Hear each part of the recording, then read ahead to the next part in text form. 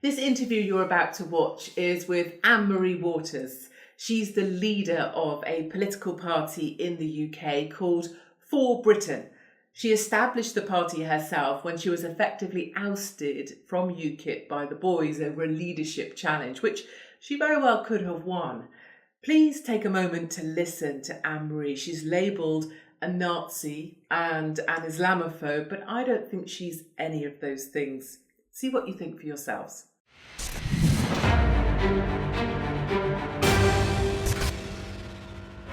Thank you very much for joining me. My name's Katie Hopkins and I'm here with Rebel TV. And today I'm delighted to be talking to Anne-Marie, leader of For Britain, one of the parties in the UK right now. So I'm thinking about our international audience, our American audience, our Canadian viewers as well. Tell our viewers about For Britain. If they haven't heard of it as a party, who are you? We are entirely new. It's entirely new, it's entirely fresh. We are an entirely new approach to politics in that we want to tell the truth. I would like to see what happens in politics when someone stands up and tells it like it is. And when we have a party which doesn't put on a performance. Politicians perform. I don't want us to perform. I want us to speak from the heart. I want us to tell the truth. I want us to reach these people who don't vote. A third of this country doesn't vote because they've lost faith in the building behind us, in the people in the building behind us. We want to change it. I want to change it. I want to make it about principle. I'm not saying we're saints, but let's make it about principle. Let's make it about the country. Let's make it about getting the basics right. I think government's job is to get the basics right and then leave people alone. The governments are not getting basics right. Government after government, whether it's Labour or Conservative, they're not getting the fundamentals right, and that is to protect this country, to be for this country. So I think we're going into a new era. An entirely new section of our history. Change is coming. And I think we have a political upheaval in this country now in terms of Brexit, for example, mass immigration, and Islam. These are three issues I think that are going to define the next couple of decades. So we want to be there to answer those questions. Is a party established. How long have you been going for? We've been about 10 months now. 10 months. 10 months. And your three, you would say the three pillars, the three key things? Well, I think they're the three key issues that are going to define politics over the next 3 decades. Brexit. 2 decades. Brexit, immigration and Islam. I really do. And I think because the political elite is ignoring these issues or giving uniform, politically correct answers to it, you won't get any difference from Labour or the Tories on immigration, for example. They'll both spell out how wonderful it is and how it's brought so much wonderful things to Britain. No mention of the things that not so wonderful that it's brought to Britain.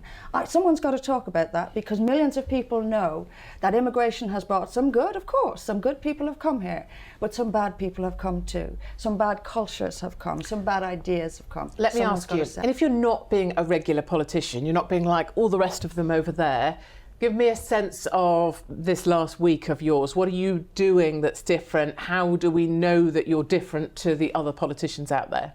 Well, the first part is that what we talk about, and that's the most important part. We are reaching people. For example, the most common category of person, if you like, that is joining us are people that have never been involved in politics before. And I'm really glad to say that we're getting people, for example, we've got an animal welfare policy, so we're getting people from that area who've never had anyone really to vote for. We're getting people concerned about Islam, we're getting people concerned about the EU, but in the way that we're concerned about it. I don't believe that Brexit is going to happen. I don't believe any appreciable version is going to happen. It certainly won't mean an independent sovereign Britain.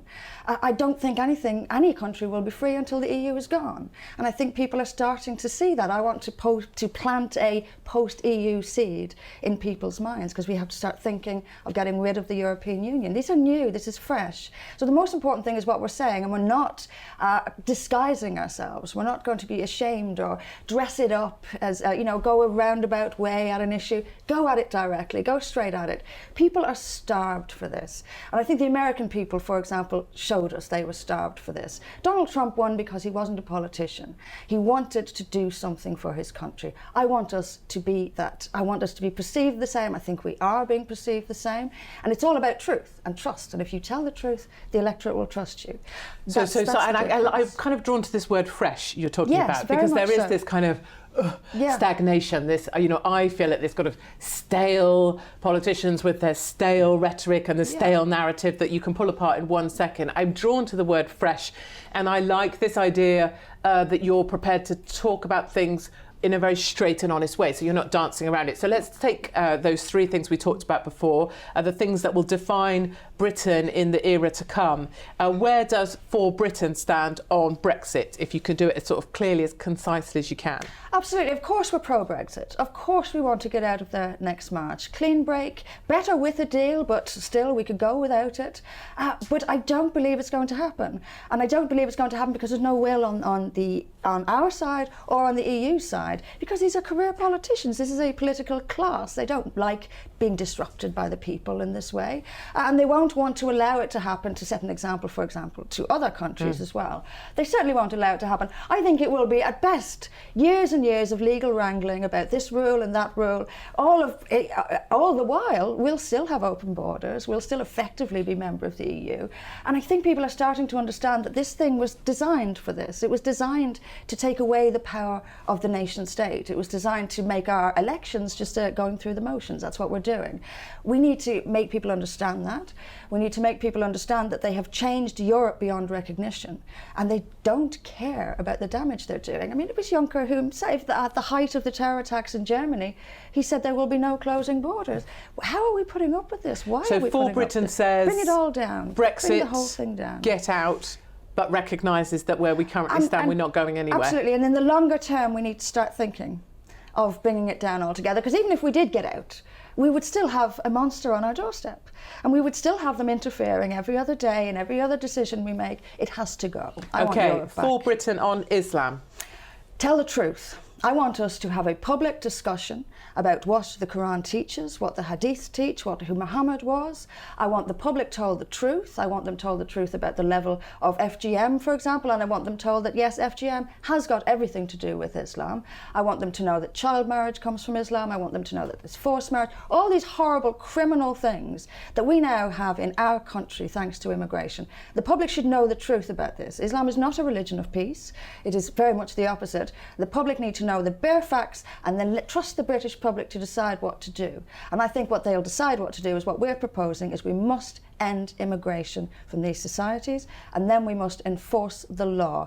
Islam must be subject to the law and not the other way around. At the moment, it's the other way around. So would you describe it or frame it up as a Muslim ban? Would you frame it up as a ban from countries where they practice Islam? How do you frame that up? No, I think what we'll need to do, personally, I would like to see us exclude certain countries.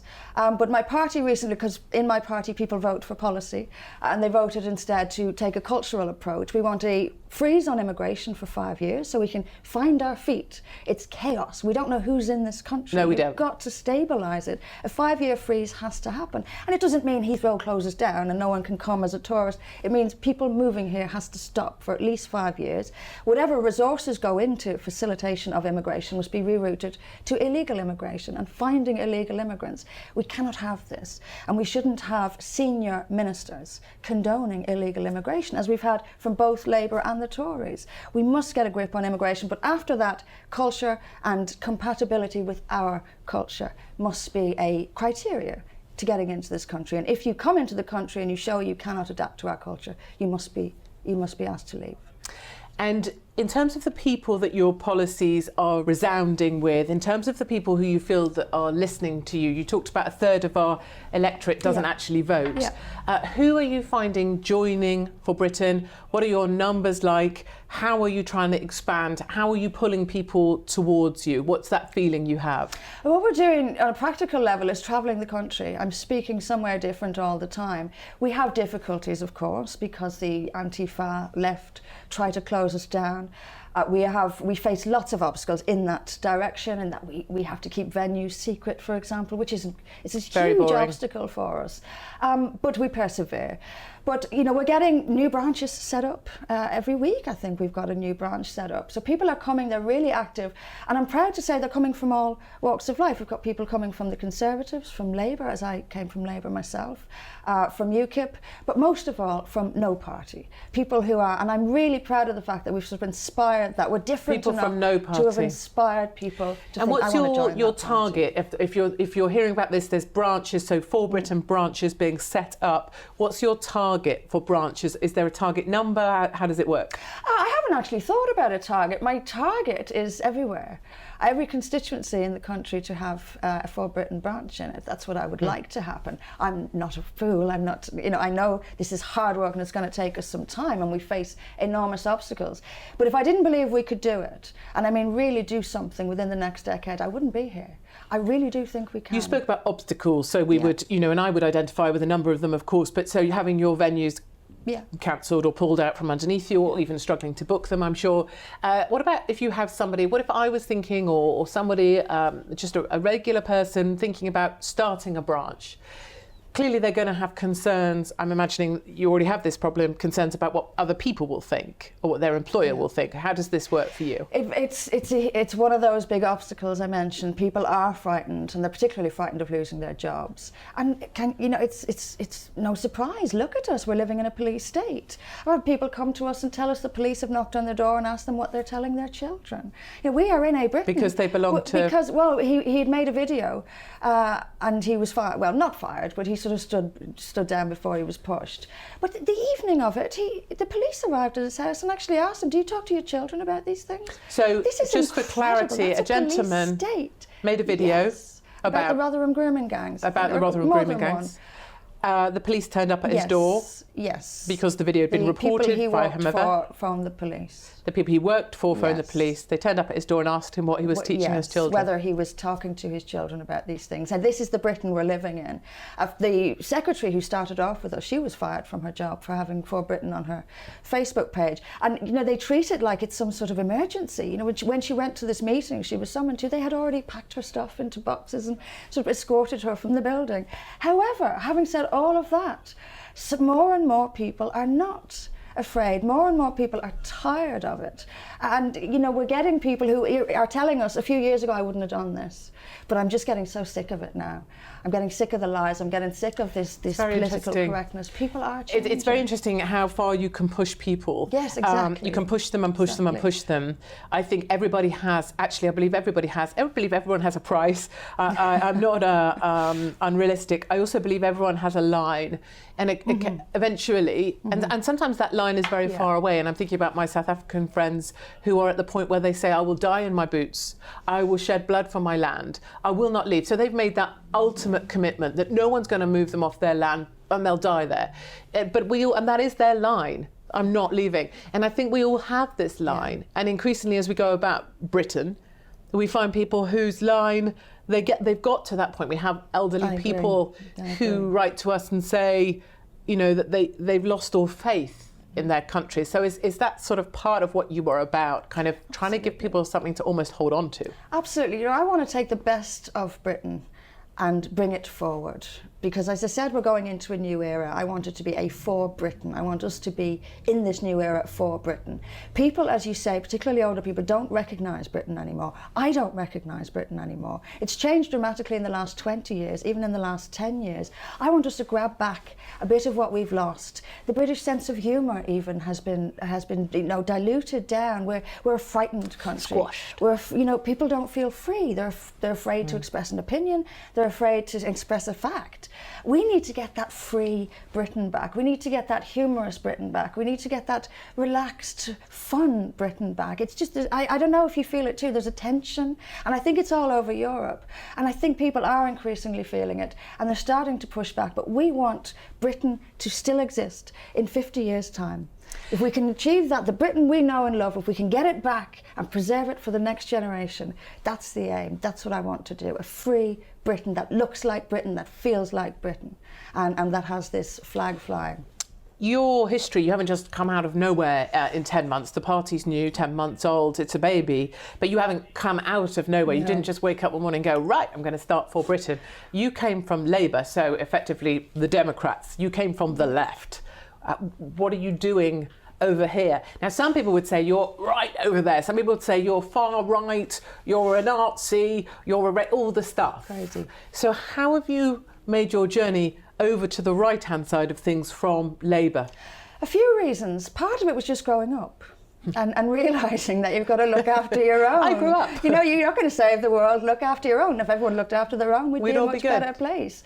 Part of it is just growing up, but part of it was that the Labour Party did change, and you could see that extreme leftism coming. Even back when I was in it, I could see that direction, the sort of pro-Palestinian left, you know, the kind, were taking over meetings and people were afraid to say what they thought. Getting rid of candidates who Absolutely. don't toe the line. They're getting rid of the very last couple of principled MPs they've got. You know, they've completely taken over. But you could see that coming 10 years ago.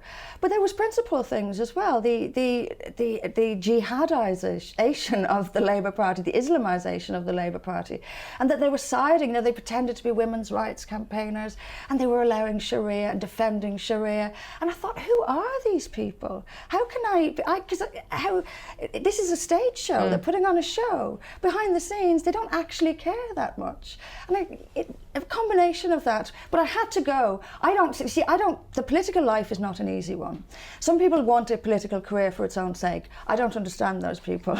No. Really And many of the best politicians I've met actually say it's the worst job they've ever had. It's a job they hate. It's the worst job they ever had, but they're actually all right at it, so they can't stop doing it. But I mean, some people, you recently stood in an election, you performed, if I may say, horribly. It was a horrible result. You got like 1% or you came 7th, whatever. Correct me. No. But how do you say, okay, despite that, I still believe we can go somewhere? Tell me how you reconcile that. You're never going to. It's not going to happen overnight. You have to be grown up about it. You have to look at history and see the projection of things. It's not going to. It would be great. It would be a fairy tale, but it's not going to happen. Lewisham, of course, I would have liked to have done better. But we never expected to win it. Lewisham is an area in London, the place where we got that. But look, we were never going to do particularly well. I would have liked to do better. But what it did show me, that was a real shift to the left in Lewisham, because all the lefty parties did well. The Liberal Democrats came second, for example, rather than the Tories. But there was also a collapse in the Labour vote, which was interesting. But look, let's not focus on that. If you're going to focus on the things that don't go well, then you're not going to get very far. I'm focused actually on how well we did in the May local elections, where we were 3 weeks in from full registration, and in one seat or another, we beat long-established parties. That's what I focus on. That's what I talk to members about. Of course things are going to go wrong. Of course you're going to get failures. But focus on what goes well. I quite like that idea of, let's be grown up about this. The thing I wanted to ask you about, now I was always I'm a big believer that on our side of the political equation, vaguely on the right, centre, wherever you position yourself, I see myself as a libertarian. As long as you do what you're supposed to do, you don't interfere too much with anyone else, I'm a big supporter, and I will support anybody on our line. So I've always been in support, whether publicly or otherwise. The thing that really annoyed me about the way that you were treated was you were for a long time part of UKIP. To an American audience, Nigel Farage's party. I don't know why I do this, because he has a pint, usually man of the people, Nigel Farage. I get called the female Farage. I have cleaner teeth. Anywho, the thing that really annoyed me is there was a leadership challenge for UKIP, right? Nigel Farage had left. He put down the baton before we got over the finishing line for Brexit, which is like running a relay race, but really badly. So he put down the baton and left us there without delivering Brexit. And we all wondered what to do and looked around. And then you put yourself up, correct me if I'm wrong, for the leadership of the party, UKIP, to take over from Nigel. And I was like, well, I think Anne-Marie might get it. You had, a large there was a popular following that you had in UKIP. I think you were seen as a real contender. Tell me what went on. Oh, gosh. There was an organised campaign against me from the top. And that top is still there. Yes. I'm told that Nigel Farage was largely the orchestrator of it. I certainly know that there were meetings arranged. Again, they treat it like it's an emergency meeting. How do we stop her from winning? I read in the press, senior party officials essentially saying we're only letting her stand so she can lose and we can make a point and we can humiliate her. You don't do that to someone in the leadership contest of your party. And you'd represented UKIP before, you'd been a candidate before, you had a history in the party, you didn't just arrive there. No, I was a parliamentary candidate in Lewisham, same seat, in 2015. Came third, did well. I was deselected from the same seat in 2017. Paul Nuttall was the leader at this point. And the day after I was selected, he deselected me. Didn't tell me, by the way. I read about it on UKIP Daily. I still haven't been told that I was deselected. And told the papers that I was simply my views on Islam made him uncomfortable. Well, let's discuss it then. Let's be uncomfortable. Let's put it to the people. Let's discuss it. That's it. That's another thing. Uncomfortable. So you won't talk about things that make you uncomfortable. Yet you're asking to lead a country, but you won't talk about things that make you uncomfortable. Some of our most sincere truths in the UK and globally are uncomfortable. That's exactly the most it. uncomfortable I've ever been is closest to the truth. Absolutely. And that is a physically threatening sometimes environment. But you have to be uncomfortable at times to tell the truth, I think. Well, if you're asking to lead a country, you certainly do. And that's what you're asking the people, is let me lead this country. But I won't talk about that because it makes me a bit uncomfortable. Yeah. So as an outsider and observer of what went on, essentially I watched the boys wrangle you out of contention as leader, really, by writing articles Farage did, saying it would be a Nazi party under you. Correct me if I'm wrong. They manoeuvred so that you wouldn't be seen. 18 of their MEPs threatened to resign if you were leader. There was a coordinated campaign to remove you as a potential, really, or have any potential of winning. Yeah. And instead of you winning, you came second, correct? Yes. 21% of the vote? Yeah. Yes. They put in who? Henry Bolton. Now let's have a little Anne and Katie thought back about Henry. Yes, let's say, what did Henry do for the party? He had an affair with his secretary, was it? I'm not sure what she is. Who she was. Someone. Left his wife who just had a baby, had she? So I read. So we read. He really just came from nowhere. No one knew who he was. An irrelevant kind of not very... Well, you know what he reminded me of? He did come out and they came in late as well. And for the first few events, I didn't worry about him. Actually, I forgot about him. Yeah, well, it's very easy to forget because it was him. really quite dull. He's sort of the John Major of UKIP. No, he's the most boring man I've ever seen, apart from somehow being sexually alluring to some young woman, which I never really understood. No. But my point here is, it's not to indulge in the past, because, as you say, we don't look back, we look forwards. But as an outside observer, I think what people won't necessarily be aware of is the way that you were treated by UKIP, the way that you were treated by Farage and others, and the way that you were treated because they preferred a candidate who destroyed UKIP. Who would do what he was told. Who would do what he was told, but destroyed UKIP. He got wiped out in the elections under Henry Bolton. And he was Farage's recommendation. He was Farage's man. He was the boys' choice. He doesn't pick very well, I don't think, Farage. He was the boys' choice, and UKIP destroyed themselves under him. And I think sometimes that's a story that's not told. They're too busy calling you a Nazi to recognise that actually at any level, if you want to talk about the fair and equal treatment of women, if you want to talk about acting in a professional manner, none of those courtesies were applied to you in UKIP. Absolutely not. It was clearly a threat. I mean, I don't know what it was. Maybe the level of support I had. They didn't want to face that they had this. They wanted to drive us all out of UKIP. I think that was clear. To not deal with the issue. I still think a large part of it is not dealing with what I was saying. I was embarrassing them with the truth. And that was what Paul Nuttall was so uncomfortable about. I was embarrassing. I was showing up the lameness of their arguments on these things and just giving something stronger. And they wanted to silence And it worries me about UKIP now as a party is it is a boys' club again. It's a lot of boys. I'm struggling to find a woman that I can relate to. So tell me, as in your role, it's not easy doing what you do, being called far right, being called a Nazi, being called a racist, whatever you're being called, for Britain being seen as the enemy, people being fired from their job for belonging. Why do you do what you do? When do you ever wake up in the morning and think, oh, right, stuff this, sod this, I can pick a much easier life by my default option, keeping chickens? Do you know, you're not far off the mark about the keeping chickens part. Maybe we all have this secret I would love to, every single day of my life, it passes through my mind, what have I done? What have I done with my life? I love animals. I'm a big animal person. You're a vegan as well. Yeah. I don't normally speak to vegans. I know. I usually hate vegans. There's a lot of us joining the party. I'm intensely suspicious of vegans. Joining the party. Yeah, I quite like you, but it's a surprise. In this country. Did you know that? Anyway, you like animals, you're a vegan. So that was what I often think I should have done that with my life. My life would have been much I don't know what a vegan is. My life would have been a lot more peaceful. So yes, it's not a nice life. It has a nice elements to it, of course it does. But I cannot bear the idea that in 30, 40 years' time, my beloved Britain will be on its knees to Islam. I cannot bear it. If you or in a could- totalitarian state with Islam as the religion. If you That's what could we're have aiming picked, when you towards. wake up and you think, what am I doing? Why have I done this? What are you silly woman? What am I doing? When you can't walk probably along because you worry if someone will say something to you or maybe shout at you. We'll talk about that. What would you have done though? A vet. You would have been a vet. Vet. It was and always looked what I after wanted to be animals. when I was a kid. I always had a huge affinity with animals. That's what I would have done. Now let's go. Let's say we were going to walk out of here, not both of us together, because that really might stop the traffic. But or maybe no one would care actually. If you were to walk about, maybe not Westminster, but in a certain place, how would you? Do people recognise you? Are people welcoming to you? Do you ever get grief in the street? This is something I get asked a lot. How does it work for you? I do get recognised. Usually pleasant. Usually people are okay. Do people sometimes think you work at the local hospital? No, I get that. No, I haven't been asked that yet. Do you work at the hospital? No, I don't. No, I do. I haven't had anything particularly unpleasant yet. I've had death threats by email. I've had the police at my house to sort of check whether I was Standard. safe enough. Standard. Bit of beheading.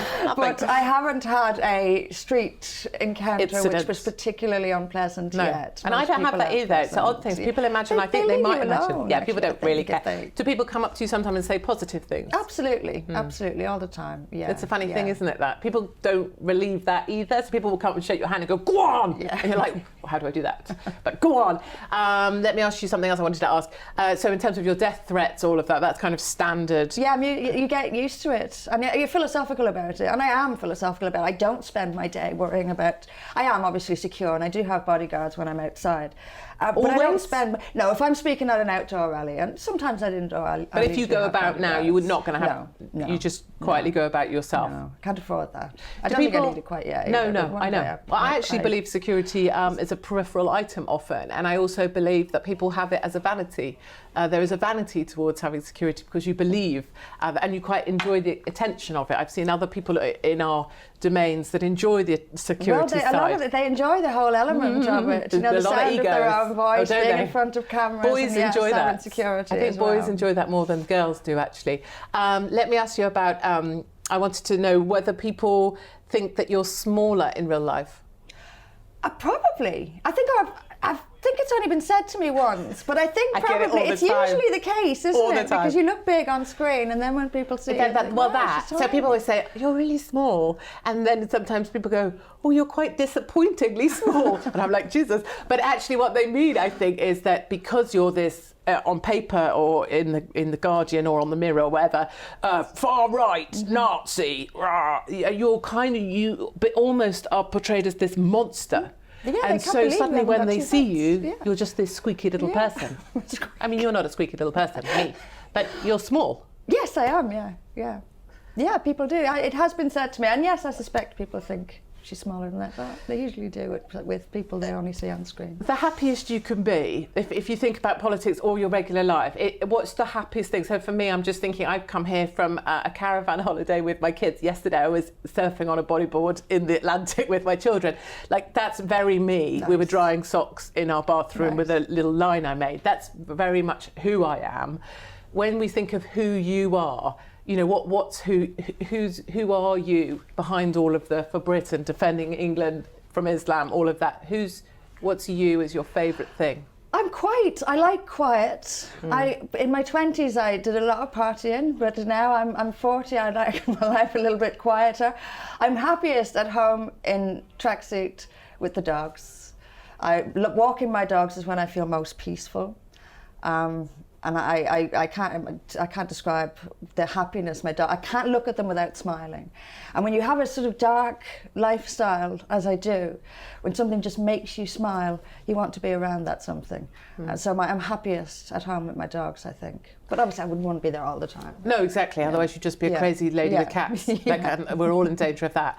But do you think there's something about that joins many of us from wherever side of any politics you're on, or even just in life, if you're someone that has a regular job, 6 or 7 days a week, maybe working night shifts, there's an animal thing. There's a thing about dialing into animals or animal vines, or there's something about a relief from the world we currently live in that's very noisy, very aggressive, very loud. We all need a little secret thing to hold on to. Do you think that's true? Absolutely, absolutely. That peace. We need to find a place. If we can only find 10 minutes peace every day, we should, because we need a peace.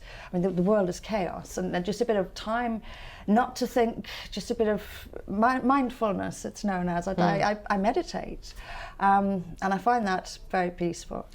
Is it a weird idea that's a meditating vegan Nazi? There you go. People don't know what to make of me, and I think that's part of one of the reasons a lot of because I get criticism from all angles. Yes, people I'm sure you do. Quite know where to put me. No, they don't. Because I'm a nationalist, an open one, very much nation state. I love this country. I die for it. I love the flag. I love the traditions. I love old freedoms. I love the oldness. I love. And you're not necessarily a bold Christian, or no, I'm not a Christian. I was raised a Christian, but I think I probably describe myself as closer to agnostic. Whatever. I don't know. No. And I'm happy not knowing. And you're not aggressively straight. No. Like me, I'm aggressively straight. I collect husbands for a living. That's not you. No, what I'm trying to say is, not. you don't sit.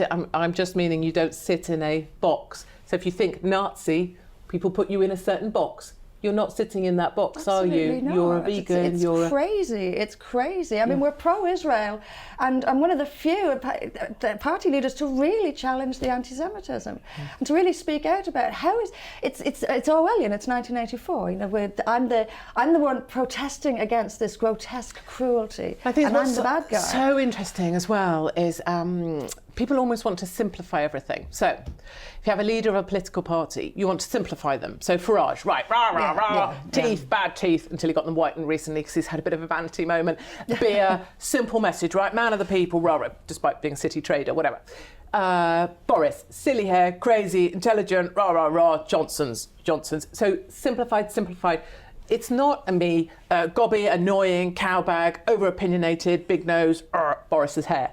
It's very hard to do that to you. You don't have that identity. We can't easily imagine you. Perhaps that's a disadvantage. I'm sure it is in some ways, but in other ways, it's important to be just authentically who you you. are. It really is very important, and I could have hidden certain parts of myself, like the animal thing, or like I could have hidden like the animals. meditation, any of it. That sort of You're puts me in that sort of green road. You're not slaughtering animals in your garage. I could have sort of hidden all that and presented myself as the right wing that people probably expect me to be, and it goose probably would stepping have down been the pavement. some way of an advantage. But you've got to be. The whole idea is being authentic, and personally, I don't want to give up every bit of myself either. But I also think politically it's the answer. I think at this stage, honesty from a politician honesty and is integrity, the answer. and maybe a bit of complexity that requires a level of attention from your audience to understand you. And I think that's what maybe many of us ask for politely from people who are kind enough to engage with us in the way that I want to engage with you, is to ask for a little bit of attention sufficient to look beyond what they might imagine someone to be. That's my view. Now, I want to end at some point, because otherwise I'll talk to you forever. But I want to end on, I'm sure you get this too, I get it, emails from old people, elderly people, 80-year-olds, 50-year-olds, actually a 16-year-old the other day too, which was shocking, saying they don't belong anymore. They don't see a future for themselves. For the very old ladies and gentlemen that email me, that they see that they will die soon, and that's a good thing, because they don't want to be around to see this country fall. And those are hard emails to get, they're hard to talk about, and they're hard to respond to. But what I do think that we do bring is a message of hope, this sense of, don't worry, there are others of you out there. And so that was kind of what I was thinking in terms of, what would your message be? What is it you say to people in terms of trying to give them something to hold on to, or some idea of hope when things seem quite dark? It has to, the entire message has to be hope, and it has to be positive. Look, it's not over. We have enormous problems, but if we're talking about saving Britain, the Britain we know, let's remember 85% of this country is still native British. We only have a small, percentage-wise, people causing problems. They're causing huge problems, but they're a small percentage. And I honestly believe that the majority is with us. I really believe it. That silent majority is with us. We're fair, we're common sense. There's nothing radical or strange about what we're saying. It sort of appeals to the innate sense of fairness that people have. And we are the majority. And people, in the 10 years I've been doing this, people have become more and more brave, more and more aware, and more pro-Britain. They've fallen in love with the country again. A lot of people have fallen in love with the country again because they've been faced with losing it. And that will continue. The snowball is now rolling down the hill. And it's a pro-Britain snowball, and it will grow and grow and grow. We can save this country. We can. And those people who sacrificed in World War II, who are still with us, we will do it for them, and we will do it for the 16-year-old who is afraid of the future. It has to be done. We have two options. We either fight for this country we love, or we give it up. Most of us will fight for it. We will push and push and push and persevere. I will not let this country go without a fight. And we are the majority. There is always hope. We have it. Anne-Marie, leader of For Britain, thank you very much for joining me. Thank you very much, Katie.